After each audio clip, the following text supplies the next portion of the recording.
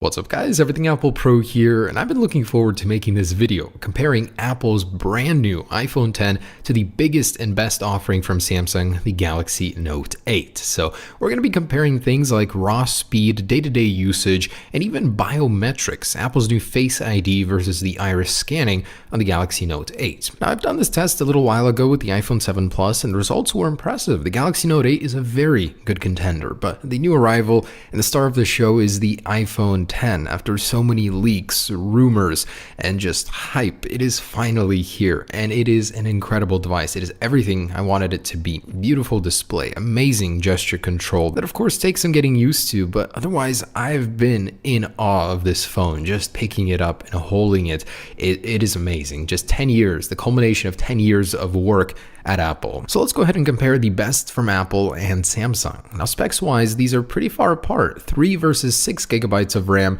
and a 6-core versus 8-core processor. They're both 10 nanometer though, so that's pretty even there. So as usual, I will be starting with a real world test where I'll be launching apps in succession of each other to simulate a day with your device. So stuff like Snapchat, Instagram, social media, shopping, games, stuff like that. So enough to bog the phone down, but not to completely cripple it. Anyways, starting with Snapchat, we're just going to run quick Snapchat. Of course, everyone does that on a day-to-day basis, going in Instagram, checking some posts, taking a picture with your camera, which for some reason hesitated on the Note 8, and then jumping into Maps to get some quick directions, and then into Photoshop Express to edit an 8K image, which does take a little bit longer than an average picture you're going to take with your device. So jumping into Minecraft has a slower animation when loading up on the Note 8, and both of these, as you can see, are unoptimized for the displays. They're cropped.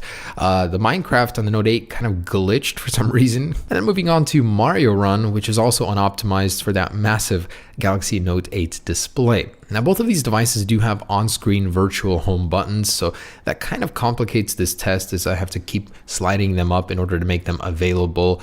I wish there was a setting just to keep it on there permanently, but iPhone's already on Netflix, getting into the online apps before jumping into Grand Theft Auto San Andreas, the heaviest application I'll be running on here. So the Galaxy Note 8 at this point in time is keeping up. It's at pace with the iPhone X. The animations are quick. It loads the heavier apps pretty quick, but the iPhone X starts pulling off while it's loading Grand Theft Auto.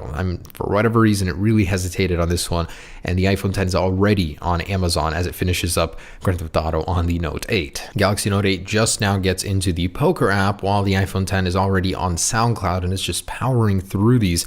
And these are, of course, connected to the same Wi-Fi network, so one doesn't get the advantage of LTE over the other or anything like that. Now the iPhone X is already on the last test, which is a 4K 1 minute and 30-second video I use standardly for these tests.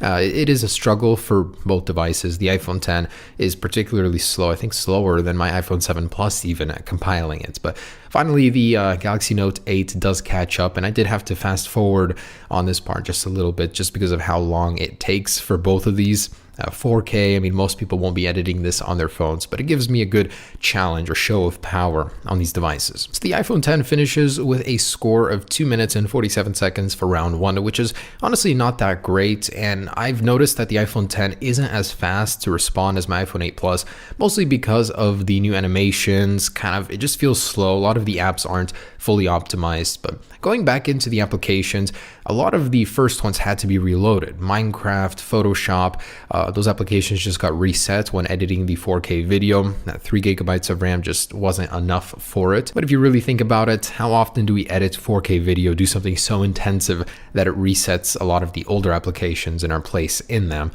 But anyways, it's on Mario Run right now while the Galaxy Note 8 is still compiling that 4K video. It is pretty dang slow with it.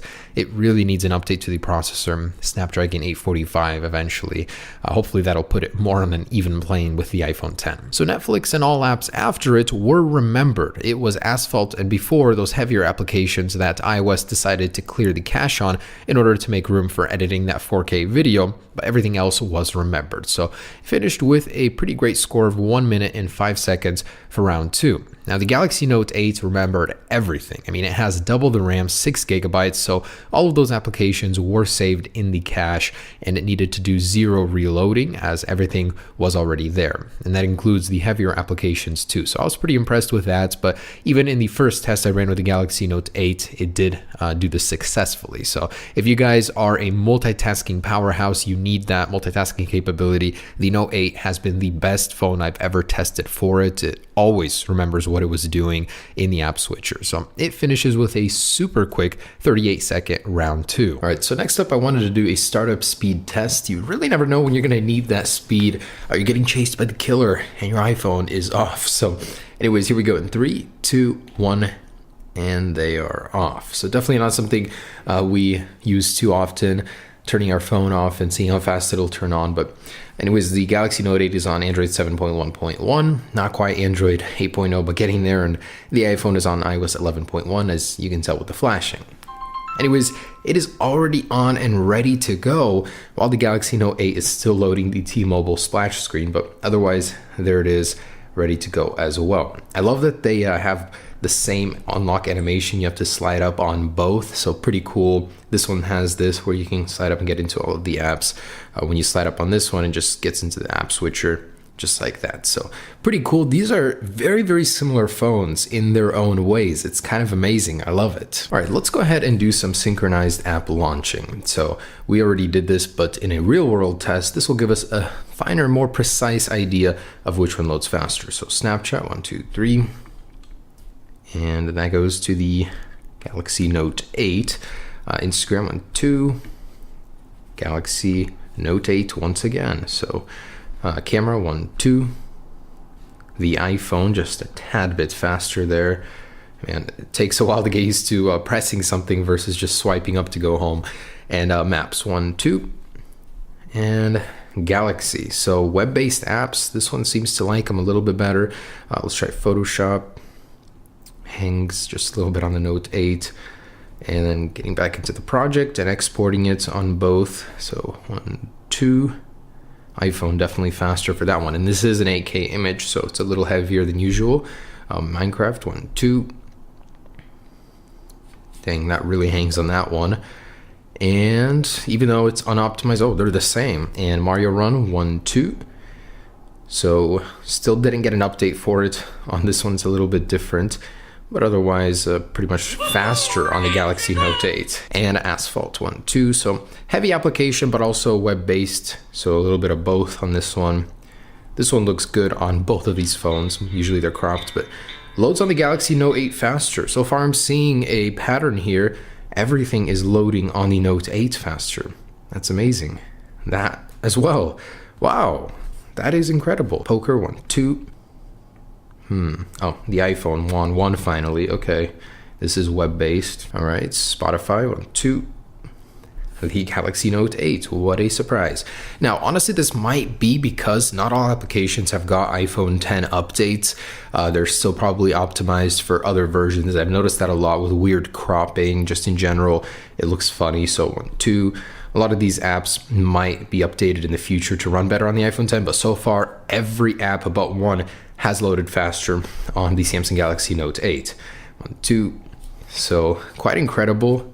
Yeah, it's definitely going to be a faster experience. And I've noticed that using it, it's definitely a little bit slower than my iPhone 8 Plus even. The iPhone 10, see, as you can see, every single app is loading slower. Let's just load a couple sites real quick on both of these and on our native browsers. So 1, 2. This is apple.com. Loads faster on the Galaxy Note 8. Interesting. Let's try Samsung. 1, 2.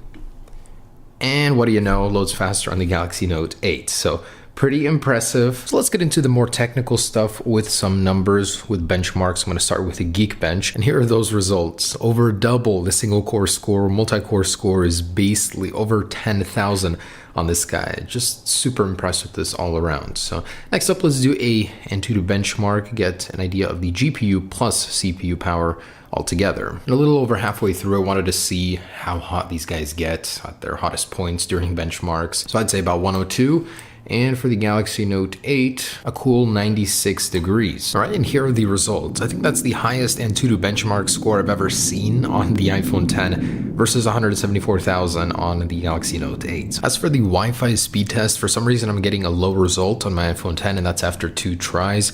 Galaxy Note 8 takes full advantage of my Wi-Fi speeds. All right, so next up, biometric speeds. This one is going to be tricky, but I still really wanted to test this. This would be Face ID 3D facial modeling on the iPhone 10 versus iris scanning on the Galaxy Note 8. Both have their own weaknesses and strong suits, but let's go ahead and compare them, speed-wise anyways. In 3, 2, 1, and definitely Galaxy Note 8 on that one. Let's try that again, 3, 2, 1. Definitely Galaxy Note 8.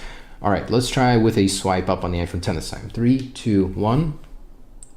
Oh, so a little bit quicker, still not as fast as the Galaxy Note 8. Oh, this time a little bit faster actually. 3, 2, 1.